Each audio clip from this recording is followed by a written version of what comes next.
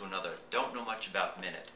Well, today I have a little secret to confess. I have to tell you, I never finished college. I know it's a surprise, but I'm always interested to find out the other people who never graduated from college, and one of them is my favorite poet, Robert Frost, the poet of snowy woods and apple trees and stone walls in New England.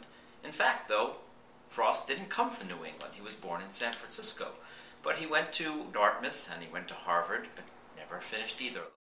I like Frost because his home is near my home in Vermont, and I've visited his grave site in Bennington, Vermont, several times, where the epitaph on his stone reads, "I had a lover's quarrel with the world." That was a line from his own poetry.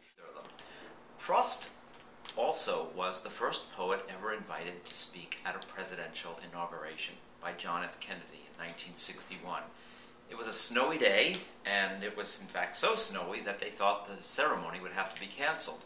But the Army marched through the streets down Pennsylvania Avenue with flamethrowers and cleared the snow away, and the ceremony was able to go on. Frost prepared a poem that day called Dedication, but the sun on the snow was so bright that he couldn't see it to read it, and so instead he recited a poem called The Gift Outright from Memory.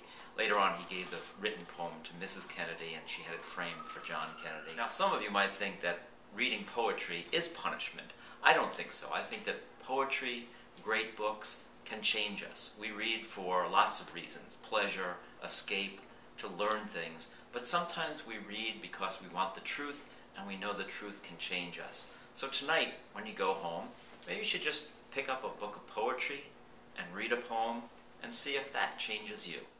Here's a small taste of Robert Frost's Mending Wall.